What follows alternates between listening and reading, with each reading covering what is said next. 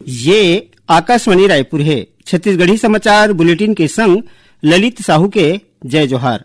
अब सुनाओ आज के प्रमुख समाचार।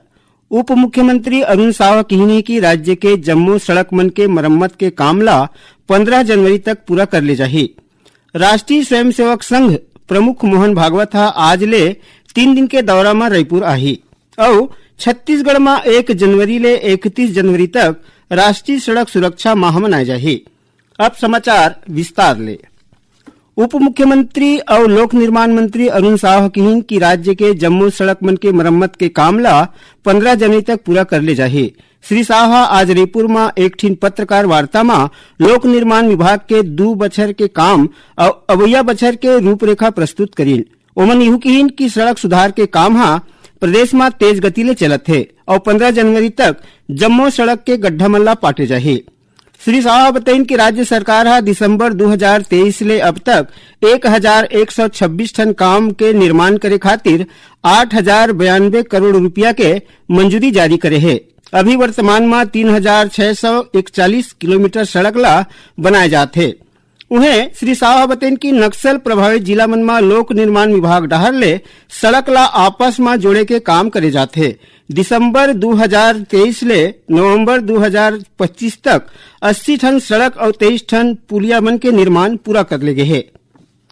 राष्ट्रीय स्वयंसेवक संघ आरएसएस के प्रमुख मोहन भागवत आज ले 3 दिन के दौरा में छत्तीसगढ़ प्रवास में रही। ओमन आज रतिहा करीबन 8 बजे रायपुर पहुंची। अपन प्रवास के दौरान श्री भागवत हिंदू सम्मेलन, युवा संवाद और सद्भावना बैठका में शामिल होही। ये दौरान संगठन के विचारधारा, सामाजिक जिम्मेवारी और युवा मन के भूमिका ऊपर चर्चा करे जाही। काली 31 दिसंबर के बिहनिया ओमन अखिल भारतीय आयुर्विज्ञान संस्थान एम्स रायपुर में युवा संवाद कार्यक्रम में शामिल होही। यही दिन ओमन अभनपुर के सोनपैरी गांव में असंग देव कबीर आश्रम में हिंदू सम्मेलन में शामिल होही। ये कार्यक्रम के माई पहुना राष्ट्रीय संत गुरुदेव असंगला बनाए गए है। उन्हें 1 जनवरी के ओमन सामाजिक सद्भावना बैठका में शामिल होही। ये दौरान समाज के जम्मू प्रदेश प्रमुख मल्ला बुलाए जाही। सड़क सुरक्षा के गंभीरता और नियम के प्रति लोगन मल्ला जागरूक करे खातिर छत्तीसगढ़ के संगे संग देश भर में 1 तारीख ले 31 जनवरी तक राष्ट्रीय सड़क सुरक्षा माह मनाए जाही। ये दौरान राज्य के जम्मू जिला मन में सड़क सुरक्षा ला लेके जन जागरूकता कार्यक्रम रखे जाही। खबर के मुताबिक 1 जनवरी के रायपुर में संध्या 5 बजे उच्चतम न्यायालय के सड़क सुरक्षा समिति के अध्यक्ष अभय मनोहर सप्रे के मौजूदगी में हेलमेट और बाइक रैली के आयोजन करे जाही। ए रैली के माध्यम ले सड़क सुरक्षा के पालन, हेलमेट के उपयोग और गाड़ी चलावत बेरा सावधानी रखना चाहिए ओखर बारे में बताए जाही। सड़क सुरक्षा माह के अंतर्गत जिला मन में सड़क सुरक्षा में प्रशिक्षण कार्यक्रम, स्वास्थ्य परीक्षण, नेत्र जांच शिविर, स्कूली लड़का मन बर स्लोगन, निबंध, चित्रकला के संगे संग प्रश्न उत्तरी के कार्यक्रम घलो रखे जाही।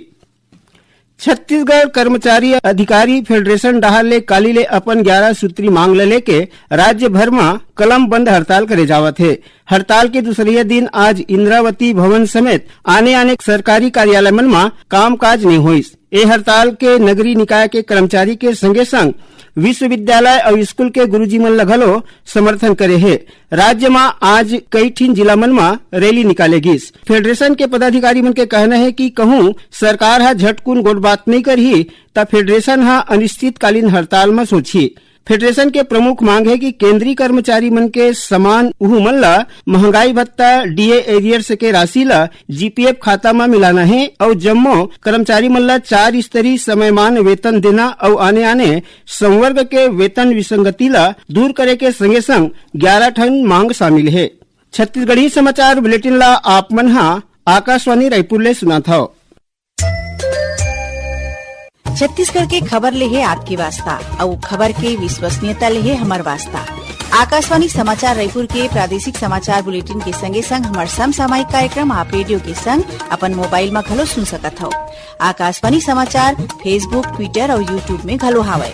हमार फेसबुक पेज हरे Chhattisgarh news on AIR, Twitter handle CGAIR news और हमार यूट्यूब चैनल हरे छत्तीसगढ़ AIR न्यूज।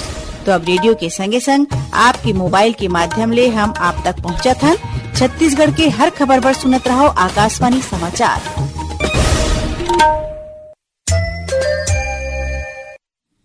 अब आगू बढ़बो बांचे समाचार कोती।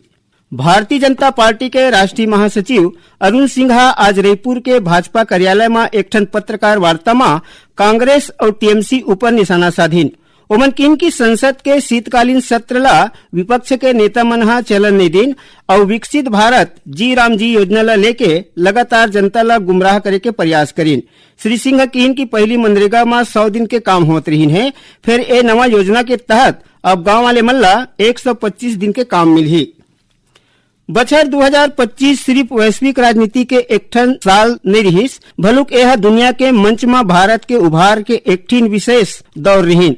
आर्थिक अनिश्चितता, बदलत भू राजनीतिक हालात और शक्ति संतुलन के बीच प्रधानमंत्री नरेंद्र मोदी हा एकठन मजबूत और स्थिर नेतृत्व के रूप में आगुआ है। राज्य के जाने माने सामाजिक राजनीतिक विश्लेषक और छत्तीसगढ़ के पूर्व राज्य निर्वाचन आयुक्त डॉक्टर सुशील त्रिवेदी हा कहिन कि जम्मो वैश्विक और आर्थिक अनिश्चितता के बीच प्रधानमंत्री श्री मोदी हा एकठन मजबूत नेता के रूप में आगुआ है।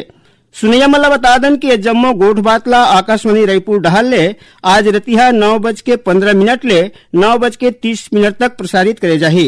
ये कार्यक्रम ला छत्तीसगढ़ के जम्मो आकाशवाणी केंद्र हा एक संग्रह प्रसारित करही। चिकित्सा शिक्षा विभाग हा बीएससी नर्सिंग पाठ्यक्रम के प्रवेश नियम ला सरल करत 10% या ओखर ले ज्यादा अंक मिलैया अभ्यर्थी मन ला घलो प्रवेश बर पात्र घोषित करे है। ये फैसला भारतीय उपचर्या परिषद डहार ले जारी दिशा निर्देश के संदर्भ में ले गए है। प्रवेश के नर्सिंग महाविद्यालय के खाली सीट ला भरे के उद्देश्य ले परिषद डहार ले पात्रता मापदंड और छूट दे के मंजूरी दे गए है। ये छूट सिर्फ चालू शैक्षणिक सत्र पर प्रभावी रही। प्रवेश के आखिरी तारीख ला काली 31 दिसंबर रखे गए है। उच्च शिक्षा विभाग हा महासमुंद जिला के लोहाराकोट महाविद्यालय के प्राचार्य डॉक्टर एस तिवारी और पिथौरा के 4 जन सहायक प्राध्यापक मन ला पीएम उषा मत के अंतर्गत आवंटित राशि में गड़बड़ी पाए के सेती निलंबित कर दे है। जारी आदेश के मुताबिक प्राचार्य डॉक्टर एस तिवारी और पिथौरा महाविद्यालय के सहायक प्राध्यापक डॉक्टर सीमा अग्रवाल, डॉक्टर बृहस्पतु सिंह विशाल, पीठी सिंह ठाकुर और डॉक्टर एस दीवानहा पीएम उषा मत के अंतर्गत जेम पोर्टल के माध्यम ले करे गए खरीदी में छत्तीसगढ़ भंडार क्रय नियम के प्रावधान के पालन नहीं करे रहीन। निलंबन अवधि के दौरान ए जम्मो झनला मुख्यालय रायपुर में निर्धारित करे गए है। उन्हें बलरामपुर जिला के रामचंद्रपुर तहसील में पदस्थ पटवारी विवेक शुभम वैभवला फसल गिरदावरी काम में लापरवाही करे के आरोप में निलंबित कर दे गए है।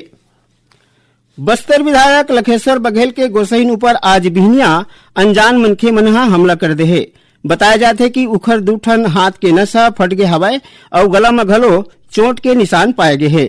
श्रीमती बघेल ला जगदलपुर के महारानी अस्पताल में भर्ती कराए गए है, जहां उखर हालत ला गंभीर बताया जाते है। घटना के सूचना मिलते पुलिस के बड़का अधिकारी मनहा मौका में पहुंच के जांच शुरू कर दे है। आखिर में प्रमुख समाचार एक घाव फेर। उप मुख्यमंत्री अरुण साव कहिन कि राज्य के जम्मो सड़क मन के मरम्मत के काम ला 15 जनवरी तक पूरा कर ले जाही। राष्ट्रीय स्वयंसेवक संघ प्रमुख मोहन भागवत हा आज ले 3 दिन के दौरा में रायपुर आई और छत्तीसगढ़ में 1 जनवरी ले 31 जनवरी तक राष्ट्रीय सड़क सुरक्षा माह मनाए जाही। एक संग छत्तीसगढ़ी समाचार बुलेटिन यह सिरावत है। जय जोहार।